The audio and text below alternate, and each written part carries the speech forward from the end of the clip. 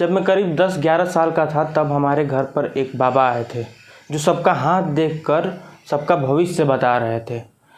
उन्होंने हमारी मझली दादी का हाथ देखा और बोला, आपके पास ज़्यादा समय नहीं है, मुश्किल से 2-3 साल है आपके जीवन के। और आज तकरीबन 16 साल बाद भी मेरी दादी बिल्कुल स्वस्थ और तंदुरुस्त हैं। उस बाबा ने हमारे अंदर के भविष्य जानने की उत्सुकता का सहारा लेकर हमें डराया ताकि हम उसके चंगुल में फंस सके।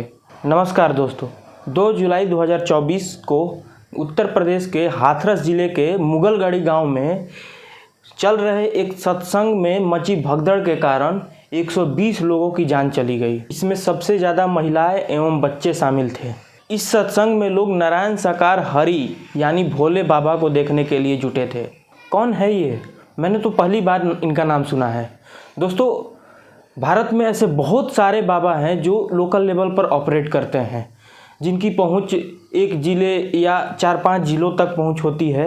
आप भी ऐसे किसी बाबा को ज़रूर जानते होंगे जो आपके राज्य या आपके ज़िले या आसपास के 4-5 ज़िलों में बहुत ज़्यादा फेमस होगा और उसकी भक्तों की तादाद भी लाखों में होगी। नारायण साकार हरि उर्फ भोले बाबा का असली नाम सूरजपाल है, जो यूपी पुलिस की नौकरी छोड़कर बाबा बन गया। पुलिस के एफआईआर से पता चलता है कि सत्संग में 80,000 लोगों के आने की परमिशन ली गई थी और सत्संग के दिन पहुंचे थे 2 से 2.5 लाख लोग। 2.5 लाख लोग!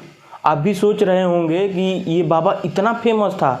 इतनी भीड़ तो किसी नेता के रैली में भी नहीं आती है। दरअसल इन बाबाओं की पकड़ अपने भक्तों में इतनी होती है कि नेता खुद चलकर आते हैं इन बाबाओं के दरबार में माथा टेकने के लिए। ओम नमो भगवते वासुदेवाय वासुदेवाय। जब सत्संग खत्म हुआ और बाबा वहां से जाने लगा तो माइक से अनाउंस किया जाता है कि भक्तों को बाबा का चरण रज इकट्ठा करना चाहिए। इतना सुनते ही लोग बाबा की तरफ दौड़े और झुककर बाबा का चरण रज इकट्ठा करने लगे। तभी पीछे से कुछ और लोग आए और इसी अफरा तफरी के बीच बहुत सारे लोग नीचे गिर गए और इस बीच बाबा अपने लग्जरी कार में बैठकर वहां से निकल गया और भीड़ बाबा के कार का पीछा करने लगी और इस मची हुई भगदड़ के कारण दबकर 120 लोगों की जान चली गई। इससे पहले भी इस बाबा पर कई आरोप लग चुके हैं। 20 साल पहले साल 2000 में ये ढोंगी बाबा एक मरी हुई 15 साल की लड़की को अपने चमत्कारी शक्तियों से जीवित करने का दावा करता है। इसके सेवादार उस लड़की की बॉडी को उठाकर पास के ही एक शमशान में, जिसका नाम मलका चबूतरा है, वहाँ पर ले जाते हैं, जहाँ पर बाबा अपनी चमत्कारी शक्तियों का प्रदर्शन करने वाला था।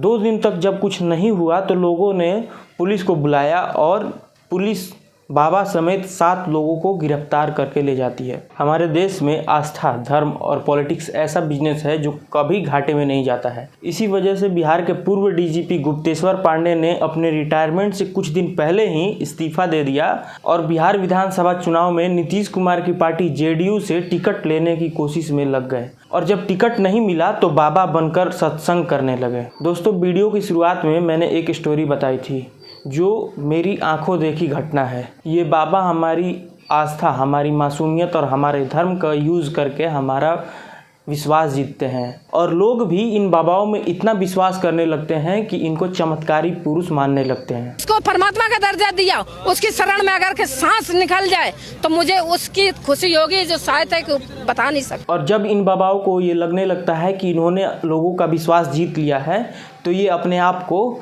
भगवान का अवतार मानने लगते हैं। कन्विंस हो चुका है कि परमात्मा ने मुझे भेजा है।